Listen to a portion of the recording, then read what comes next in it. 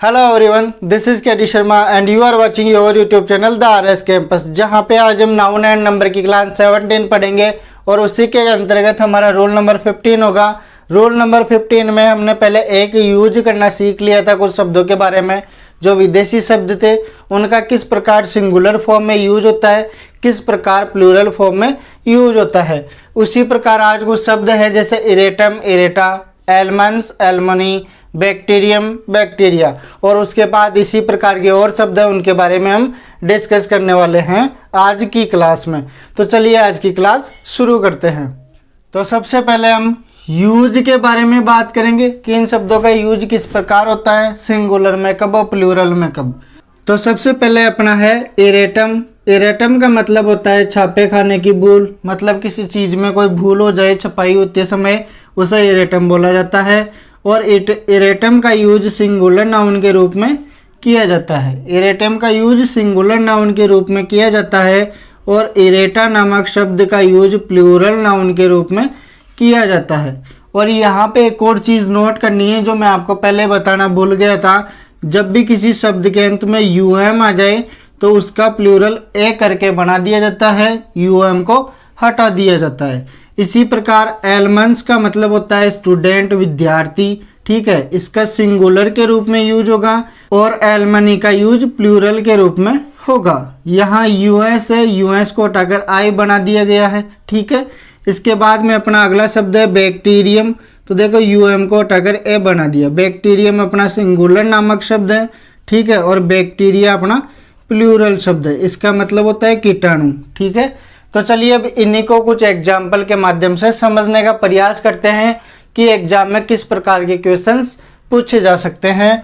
तो सबसे पहले देखो, देयर वॉज एन, फिर ब्लैंक दिया हुआ है इन दिस बुक, ठीक है। ऑप्शन में अपने पास है इरेटाज, इरेटम, इरेटा या नन, इनमें से कोई नहीं। तो यहाँ पे अपन ध्यान देंगे कि एन लिखा हुआ है। एन का मतलब एक होता है और एक की बात हो तो अपन सिंगुलर नाउन की बात करेंगे, तो अपना आंसर हो जाएगा इरेटम। बी ऑप्शन अपना सही हो जाएगा, ठीक है। चलिए इसके अगला देखते हैं।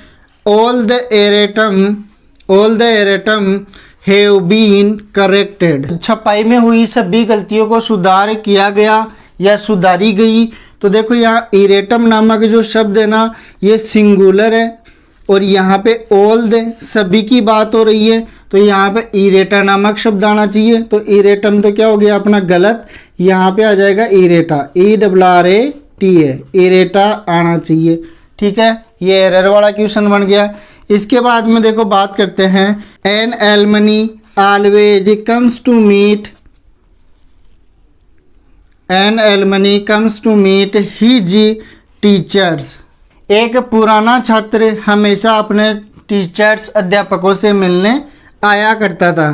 तो देखो यहाँ पे क्या आ गया, एलमनी, और यहाँ पे क्या दिया हुआ है, एन नामक शब्द दिया हुआ है जो एक के बारे में बात करता है, लेकिन एलमनी क्या है अपना प्लूरल है, तो ये अपना क्या हो गया गलत। यहाँ पे क्या आना चाहिए, ALUMNUS, एलमंस आना चाहिए, ठीक है। ये एरर वाला बन गया। इसी प्रकार अगला एग्जाम्पल और देख लेते हैं। There are many useful bacteriums in curd. तो यहाँ पे देखो बैक्टीरियम्स और यहाँ मैनी, मैनी का मतलब हो गया कई, प्लूरल की बात हो रही है, लेकिन यहाँ पे क्या आ रहा है, सिंगुलर आ रहा है। बैक्टीरियम अपना सिंगुलर है, तो यहाँ पे ये गलत हो गया। इसकी जगह क्या आ जाएगा, बैक्टीरिया, BACTERIA, बैक्टीरिया नामक शब्द आना चाहिए। इस प्रकार के क्वेश्चंस बनते हैं। अब इनके बाद कुछ और शब्द हैं उनके बारे में भी आगे देख लेते हैं। तो अब हम अगले शब्दों की तरफ आ चुके हैं, जहाँ पे अपने सबसे पहला है क्राइटेरियंस, मतलब कसौटी, जिसका प्लूरल होगा क्राइटेरिया। ये सिंगुलर है और ये प्लूरल है।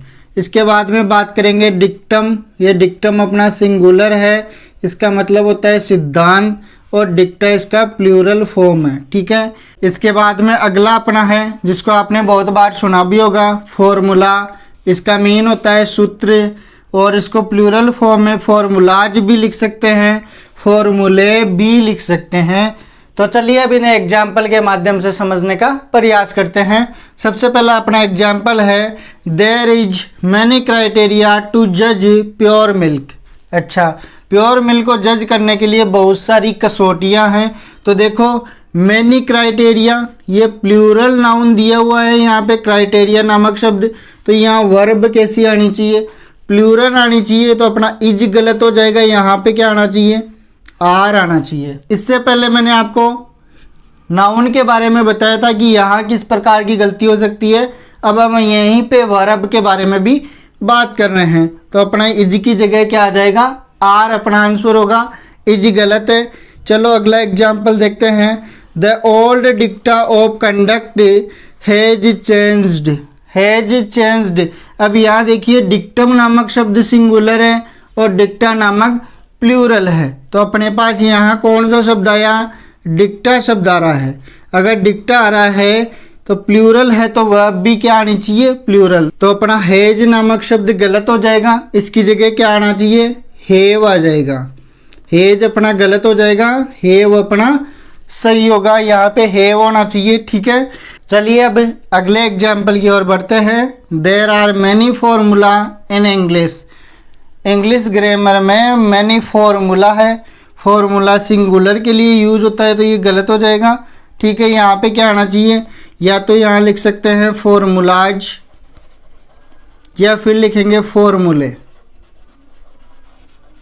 ठीक है, इस प्रकार से ये दोनों में से कोई एक अपना आंसर होगा और फॉर्मूला यहाँ पे गलत हो जाएगा, क्योंकि मैनी फॉर्मूलाज की बात हो रही है, किसी एक फॉर्मूले की बात नहीं हो रही है। आगे देखो अगला क्वेश्चन है, थोड़ा सा ध्यान देना। राइट ए फिर ब्लैंक दिया हुआ है, राइट ए फिर ब्लैंक दिया हुआ है, फॉर्मूलाज लिखेंगे क्या कि नहीं सर ये तो प्लूरल है, गलत हो गया। फॉर्मूलेज, ये तो कोई शब्द ही नहीं होता, ये गलत है। ठीक है, फिर है फॉर्मूले, ये भी अपना प्लूरल है तो ये भी नहीं आएगा। इसके बाद में फॉर्मूला नामक अपना शब्द बचा, क्योंकि राइट के बाद में क्या दे रखा है, क्योंकि राइट के बाद में ए दे रखा है, इसलिए अपना आंसर क्या होगा, सिंगुलर रूप में होगा और फॉर्मूला नामक शब्द अपना सिंगुलर है, तो यहाँ पे क्या आना चाहिए, फॉर्मूला आना चाहिए। ठीक है, तो इस प्रकार से अपनी क्लास कंप्लीट होती है। अगर आपको वीडियो अच्छा लगा हो तो वीडियो को लाइक शेयर ज़रूर कीजिएगा, और चैनल पर पहली बार आए हैं, इसी प्रकार के इंग्लिश ग्रामर से रिलेटेड और वीडियोज़ प्राप्त करना चाहते हैं तो चैनल को सब्सक्राइब कीजिए, ताकि आने वाली लेटेस्ट वीडियो की नोटिफिकेशन आपको तुरंत मिल जाए। तो फिर मिलेंगे अगले वीडियो के साथ कुछ नया लेकर, तब तक के लिए टेक केयर, बाय बाय।